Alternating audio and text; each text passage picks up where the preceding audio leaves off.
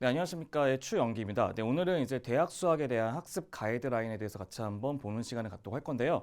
우리가 어떠한 식의 개요로, 어떠한 식으로 이제 구성으로 되어 있는지 같이 한번 보도록 할 건데요. 첫 번째는 목차를 먼저 보시게 되면 우리가 일반적으로 알고 있는 대학 수학의 과정도를 먼저 보셔야 되고요. 그다음 두 번째는 왜 대학 수학이 중요한 내용인지를 한번 보시는 게 좋을 것 같고요. 그다음 세 번째는 현재 있는 고등학교 과정에서 배우고 있는 문과와 이과의 그 통합 과정도는 어떤 식으로 구성되어 있는지도 한번 확인해 보면서 걔네들의 고등학교의 과목별로 되어 있는 단원을 이용해서 우리가 대학 수학은 어떠한 식으로 공부할 건지에 대한 그 기틀을 한번 잡아볼 거고요. 마지막은 그 대학 수학을 공부하기 위해 먼저 해야 될 프리 로드맵, 즉 어떻게 해서 먼저 준비를 할 수 있는 방법에 대해서 같이 보는 시간을 갖도록 할 겁니다.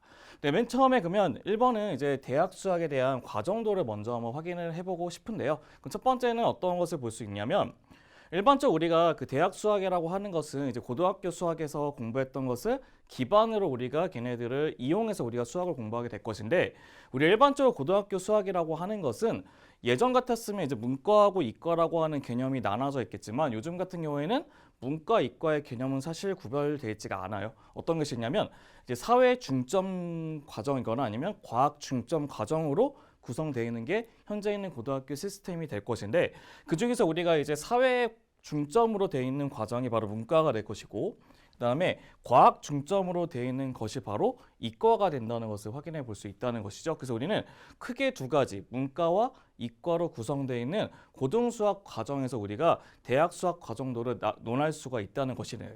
그럼 얘네들은 어떻게 이제 대학 수학으로 넘어가게 될 것이냐면 우리 문과 같은 경우에는 우리 일반적으로 우리가 그 크게 두 가지 계열로 나타낼 수가 있는데 문과 친구들 같은 경우는 나중에 대학을 갔을 때 인문 계열이라고 하는 예를 들어서 뭐 국어 국문학과 아니면 뭐 영어 영문학과 이런 식으로 우리가 전혀 수학과 쓰지 않는 그런 전혀 수학을 쓰지 않는 학과로 구성되어 있는 인문학과가 있는 반면에 수학을 기반으로 쓰고 있는 학과들이 또 있어요. 예를 들어서 우리가 경영학과나 정치 외교학과나 뭐 경제, 회계, 뭐 금융 이런 것들은 무조건 수학이 들어갈 수밖에 없는 거거든요. 이런 과들은 보통 상경 계열이라고 얘기하는데 상경 계열에 있는 친구들 같은 경우에는 보통은 대학 수학을 많이 이용한다고 기억하시면 될 것 같습니다.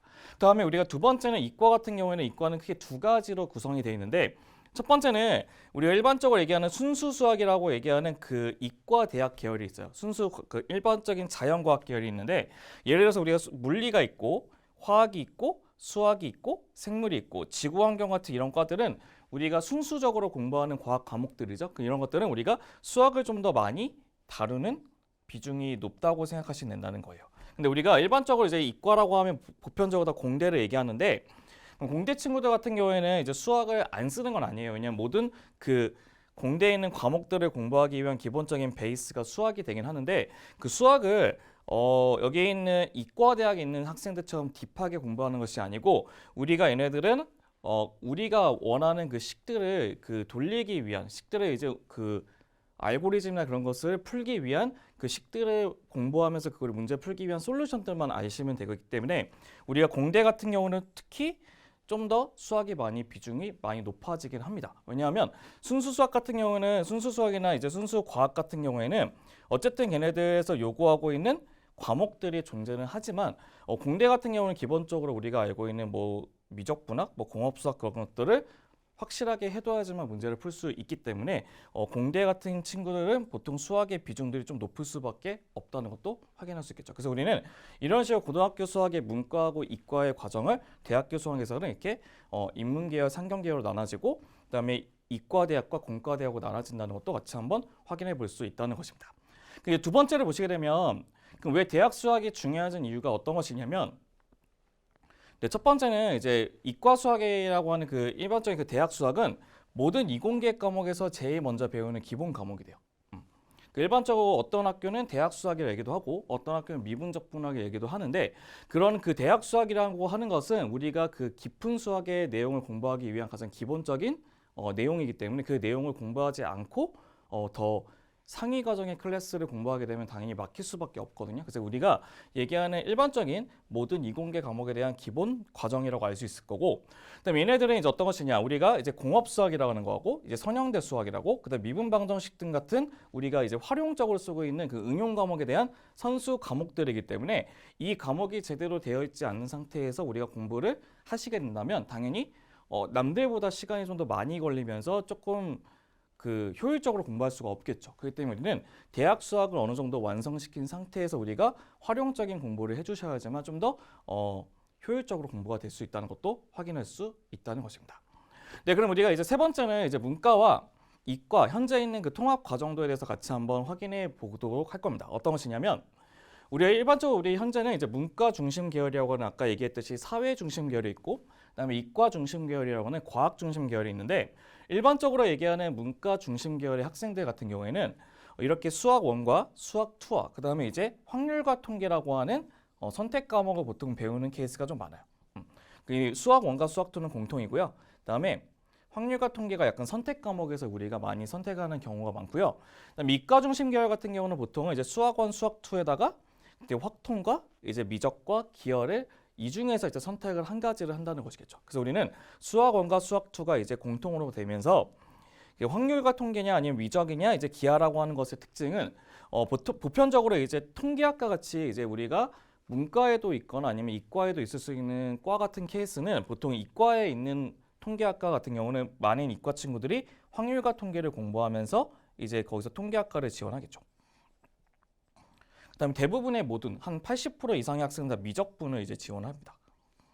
그래서 이과의 모든 80%가 미적분을 할 수밖에 없기 때문에 그러니까 우리가 이런 식으로 우리 문과 지원 같은 경우는 이제 수원 수투의 확통을 지원할 것이고, 이과 중심은 수원 수투의 이 셋 중에서 하나를 골라서 진행을 할 수밖에 없다는 것이에요. 근데 문제는 어떤 것이냐면 이과 친구들 같은 경우에는 이제 대학 수학에 있는 내용 중에서 이 미적분과 기하라고 하는 파트는 이제 대학 수학에 100% 들어가는 과정들이기 때문에 이 부분을 둘 다 하지 않는 케이스들은 나중에 대학 수학을 공부할 때 조금 헤매는 경우가 좀 많기도 합니다. 그렇기 때문에 현재 있는 교육 과정은 그 대학 수학 공부를 하기 위해서는 굉장히 좋은 시스템은 아니고요. 여러분들이 그냥 오로지 수능을 공부하기 위해서 만들기 위한 그 루트이기 때문에 여러분들이 대학 수학을 준비하기 위해서는 여기 있는 우리가 공부를 제대로 하지 않는 과목들에 대해서도 준비를 해두셔야지만 여러분들이 좀 더 대학 수학을 좀 더 효율적으로 준비할 수 있을 거라고 제가 얘기할 수도 있는 겁니다. 그럼 다음 과정은 이제 네 번째는 이런 것입니다. 어떤 거냐면, 그럼 어떤 것이 있기 때문에 우리가 고등학교 수학 과정이 좀 더 이렇게 중요한지 좀 보게 된다면, 첫 번째는 우선은 그 일반적인 공통 과목이라는 수 1에는 우리가 일반적으로 볼 수 있는 지수로그 함수, 그다음에 삼각함수, 수열이라고 하는 파트가 존재를 한답니다. 그다음에 두 번째는 수투라는 과목이 우리가 일반적으로 볼 수 있는 미적분의 기초가 되거든요. 그 미적분. 근데 그 미적분도 어떤 거냐면 다항함수를 보는 미적분입니다.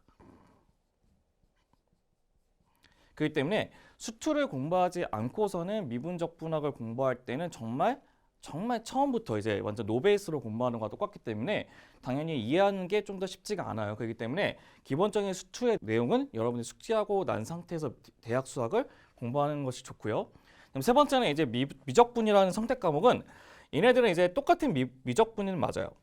근데 우리가 얘네들은 함수가 좀 다른데 함수가 초월함수라는 걸 공부하게 돼요.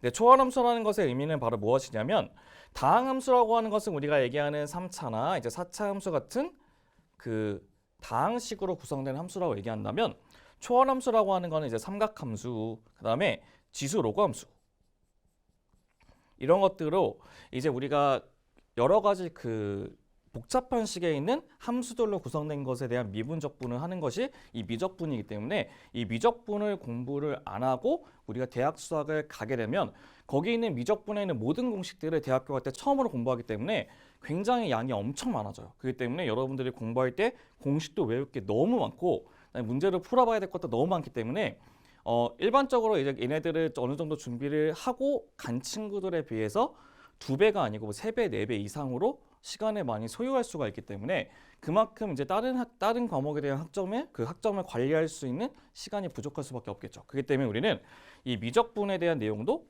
굉장히 좀 많이 중요하다는 것도 알 수 있는 거죠.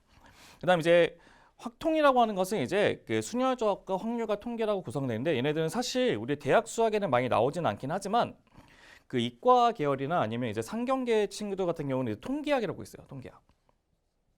그러니까 통계학을 공부하기 위해서는 기본적으로 이 확률과 통계에 있는 내용들을 미리 알아둬야지만 여러분들이 나중에 공부할 때 통계에 있는 응용 부분하고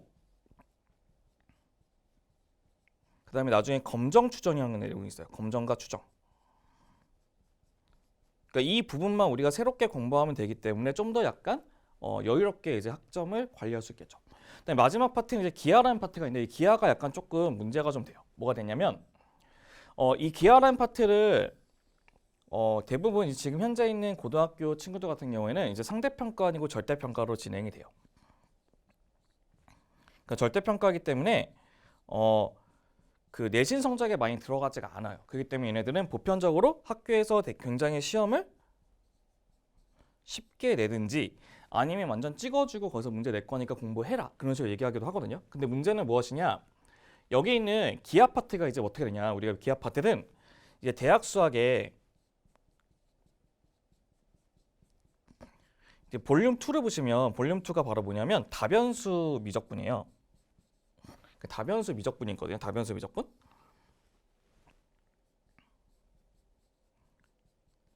다변수 미적분을 공부하기 위해서 우리가 맨 처음에 해줘야 되는 것이 바로 무엇이냐면 여기 있는 벡터의 내용을 공부를 해주셔야 돼요. 벡터의 내용. 근데 우리가 여기 있는 기하를 공부를 안 한 상태에서 우리가 그 미적분을 도입하게 되면 이 벡터에 대한 내용도 처음으로 공부하셔야 되고 벡터와 더불어서 행렬이라는 내용도 처음 공부하거든요. 그럼 여러분들이 굉장히 막 그 생각보다 어렵지 않은 그 벡터 내용을 굉장히 어렵게 이렇게 처음부터 유도하면서 공부하기 때문에 어려움을 너무 많이 느껴가지고 볼륨 2부터는 많이 공부를 안 하는 경향이 좀 많아요. 근데 우리가 이 부분을 공부를 해야지만 나중에 공업수학에 있는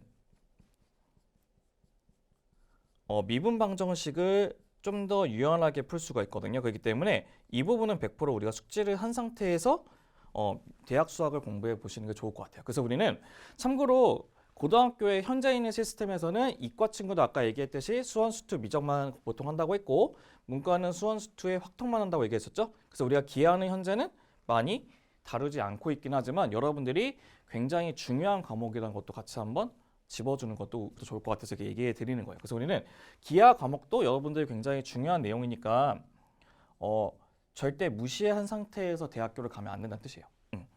그럼 이제 이렇게 구성이 돼 있는데 그럼 과연 우리가 어떠한 식으로 이제 공부를 진행을 하는 게 좋을 것인지 먼저 보시게 되면 그 대학 수학의 프리 로드맵을 보시게 되면 그 일반적으로 우리가 미적분학을 수강할 때 많은 친구들이 얘기하는 것이 무엇이냐면 제가 뭐 기본 수학을 꼭 들어야 될까요? 저희가 기초 수학을 꼭 들어야 될까요? 어떤 식의 제가 어떠한 수준인데 뭐부터 듣는 게 좋을까요? 라는 식의 질문을 굉장히 많이 합니다. 그래서 우리는 거기에 대해서 여러분들 좀 더 명확하게 알 수 있도록 제가 좀 로드맵을 좀 만들어 봤는데 일반적으로 우리가 예비 대학생이라고 하는 것은 저희가 일반적으로 고3들을 얘기해요. 현재 고3들이 그러니까 현 고3이 지나서 이제 졸업을 앞두고 있는 고3이겠죠.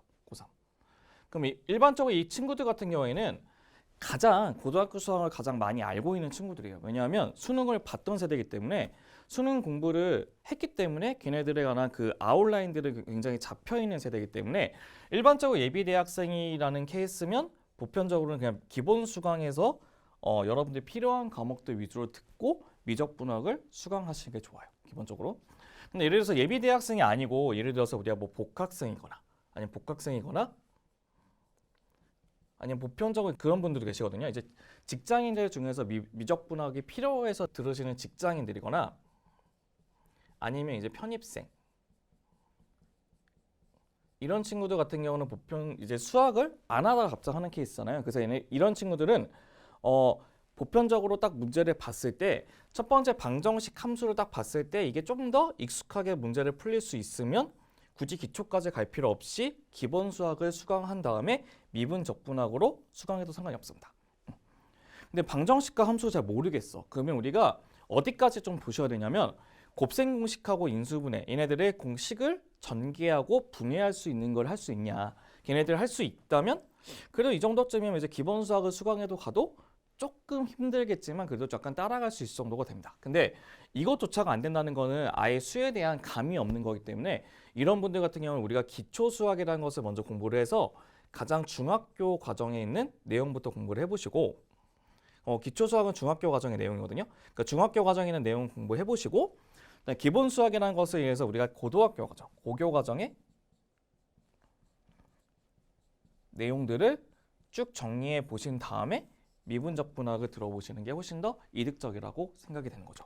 왜냐하면 얘네들을 안 듣고 바로 미분적 분학을 들어도 여러분들이 뭐 수업을 뭐 듣거나 문제를 풀거나 하는데 문제는 없는데 대신 뭐가 문제가 생기냐면 용어적인 측면 때문에 모르는 게 생기기 때문에 그 부분에 대해서 질문이 생길 수밖에 없어요. 근데 우리가 참고로 용어적인 것 때문에 그 진도를 못 나가는 것들은 사실 시간적인 낭비가 굉장히 크다고 생각이 들거든요. 그렇기 때문에 기초 수학 듣고 기본 수학 들으면 시간이 좀 오래 걸리니까 저는 그냥 미분적 분학만 먼저 들을게요. 이렇게 하는 친구들은 사실 그 미분적 분학만 듣고 바로 시작한 친구들의 경우가 시간이 훨씬 더 오래 걸릴 수밖에 없어요.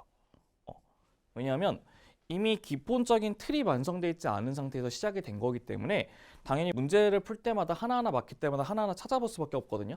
완전히 우리가 영어 지문 읽을 때 단어 하나 모르면 단어 하나 찾으면서 보는 것처럼 모든 내용들을 하나하나 찾아서 볼 수밖에 없어요. 그러면 당연히 두 개를 다 들은 다음에 우리가 그 정립이 그 고등학교 과정까지 내용이 정립이 된 상태에서 쭉쭉쭉쭉 가는 친구들에 비해서 계속 공부하면서 찾아보고 공부하면서 찾아보고 공부하면서 찾아보고 하면 당연히 시간이 오래 걸릴 수밖에 없고 얘네들이 또 이 문제에 대한 것들만 적용을 되는 거기 때문에 전반적인 아웃라인을 잡을 수가 없거든요. 그렇기 때문에 굉장히 매번 할 때마다 조금만 틀어져서 나오면 모르는 내용이 되기 때문에 얘네 다 찾아볼 수밖에 없다는 것이에요.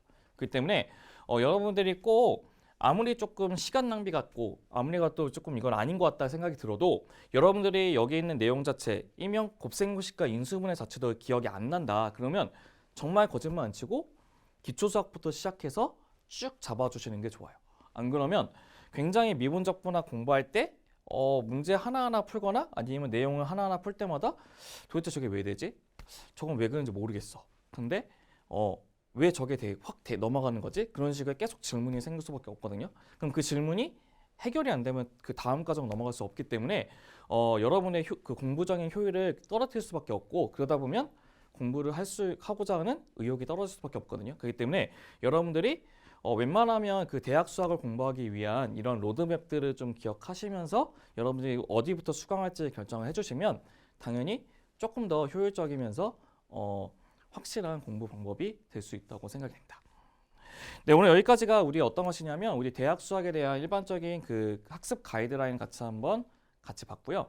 여러분들의 그 공부를 위해서 조금 최대한 여러분에 맞춰서 한번 준비를 해본 거기 때문에 최대한 도움이 됐으면 좋겠습니다. 그리고 여러분들 혹시나 모르는 거나 혹시나 궁금한 내용이 있으시면 그 우리 홈페이지나 그런 곳에서 이제 질문을 남겨주시면 제가 같이 상세하게 설명해 드릴 테니까 한번 확인해 보시면서 그럼 내가 어느 과정에서 공부를 해야 될 건지 같이 한번 파악을 해보시면서 공부를 해보시는 것도 좋을 것 같습니다. 네, 그럼 고생 많으셨고요. 저희는 이제 수업에서 같이 한번 보는 시간을 갖도록 하겠습니다. 네, 그럼 감사합니다.